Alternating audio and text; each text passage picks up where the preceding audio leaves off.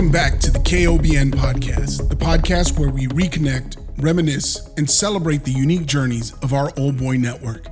I'm David Flores, and today we dive into the third episode of our special series, How the Hell Did You End Up at Kemper? In this series, we explore the stories of how our fellow Old Boys found their way to Kemper Military School and College. In the last episode, I introduced the segment called Unlocking the Vault, Fascinating Tales from Kemper Military School's Storied History. Today, we continue the series with the tragic story of the late 1990s Old Boy, Rochelle Hilliard. This story is from a 2017 article in the Wichita Eagle.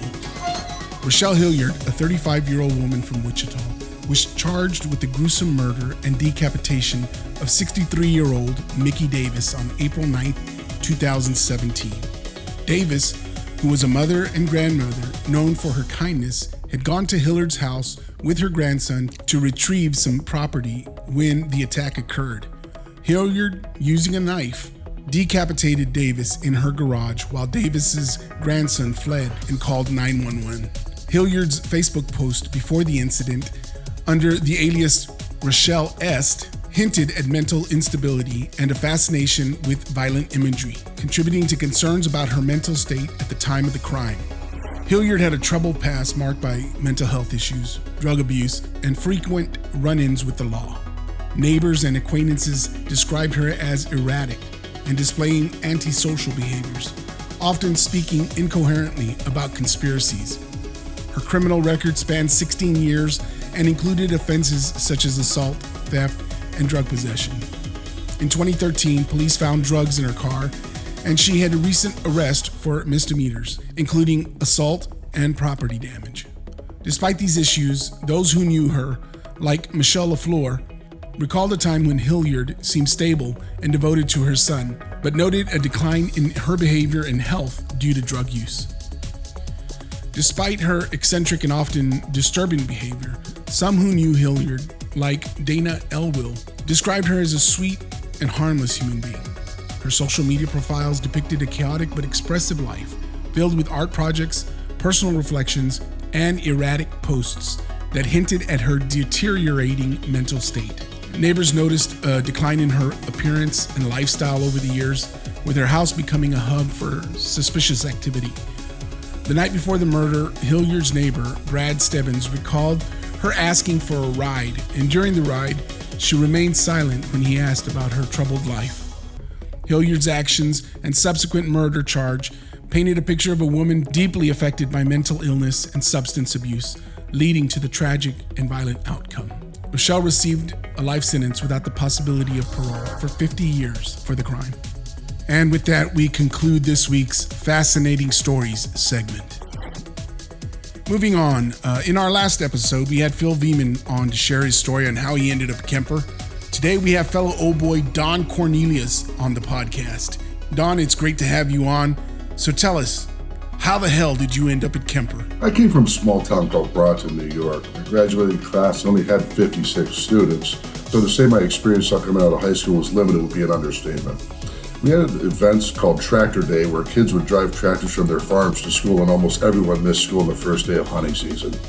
Our football team played in Division D, which was the lowest division of New York football, where all small schools played. Everyone had to play both ways.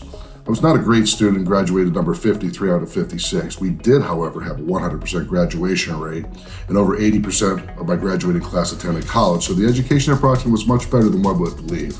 I think I surprised everyone, including myself, when I scored an 1100 on my SAT, which probably had a lot to play with how I got into college. I do not know how, but my guidance counselor knew I wanted to play college football, and he sent my film to a friend who somehow got into Kemper, who had enough interest in me to offer a scholarship.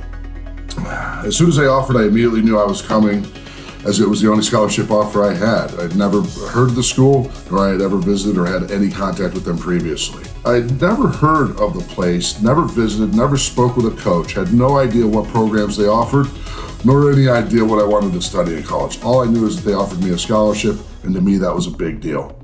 I literally knew nothing about the place up until the day I arrived on campus.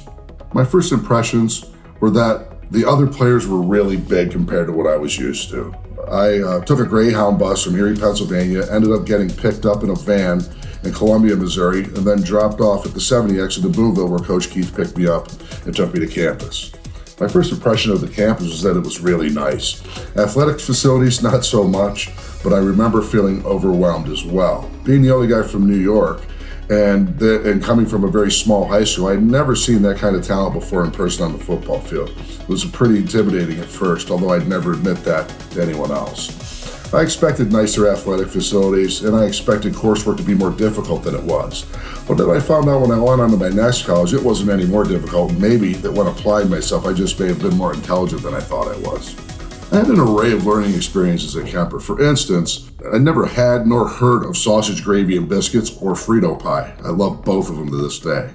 I'd never in my life been called a Yankee before. When I was called that by white Southern players, I didn't know how to react. Hadn't the Civil War been over for a couple hundred years? I found that strange and laughed it off. I also had an eye-opening and troubling interaction with a second-year player and team captain the first day of training camp. It was wake-up time, and he had gone through the hall loudly kicking in everyone's door. I was startled by this and jumped out of my bed, yelling, "What the F?" And immediately to return to my room, stepped directly in my face and said, "What's the problem, white boy?" I was shocked and frankly intimidated. I listened to him tell me how he would kick my white ass and let him push me several times before he just left the room. That was a very disturbing experience and not one that I think back on fondly. It became obvious to me that race was still a very prominent thing to folks from the South, both for blacks and white guys. I wasn't used to that at all, and I found it uncomfortable and really kind of pathetic. It wasn't all bad though. I also got some exposure to Mexican guys for literally the first time in my life. Also Samoan culture. Now these guys were some of the nicest, most genuinely kind people I've ever met to this day. They showed me the ropes and took me under their wings and kind of made me fit in or kind of got me used to the new atmosphere. I treasure those relationships still, and as the year went on, I did settle in and pretty much everyone got to know me and accepted me. The Yankee remarks continued, but they were a big joke by then, and I accepted that. The white boy stuff relented in large part, and we all just settled in as students and teammates. You think you have an idea of how folks are based on stereotypes, but when you get to actually spend time, grind, sweat, and bleed with them, you realize that truly folks are primarily the same. I enjoyed that aspect a great deal, and I feel it made me a more well-rounded person going into the next phases of my life. Something that was a shock to me, however, is how I actually enjoyed the military-style structure. I had never been a very disciplined guy, and I loved the challenge authority. But at Kemper, I really did enjoy the Corps of Cadets, formation, learning to march and salute, etc. I also enjoyed learning about the history of the school and the proud tradition that it had. You know, Don, you touched on something really important in your story here. You mentioned how the racial and cultural diversity at Kemper helped to prepare you for situations with work and life after Kemper. And I can't agree more. I often say that the baptism by fire we received at Kemper, because of the nature of how the Corps operated in terms of how we sort of self-policed and self-governed each other, that heavily contributed to our ability to translate that into the leadership positions that came into our individual spheres of influence later in life. Don, thank you so much for coming on the show and sharing your journey to Kemper. That does it for episode 3 of this series. Thank you for joining us today on the KOBN podcast. Thanks to everyone who has reached out to share their story. I can't wait to tell those in upcoming episodes. And if you want to share your story, hit me up. It's a simple process. All you have to do is record yourself telling your story on a smartphone and send me the audio or video recording. I'll do the rest. If you enjoyed this episode, please subscribe, rate, and review us on your favorite podcast platform. And don't forget to share it with fellow alumni who might have a story to tell. I'm your host, David Flores, and this has been the KOBN podcast. Until next time, keep sharing your journey, stay connected, stay inspired, and remember, stay non quam non paratus.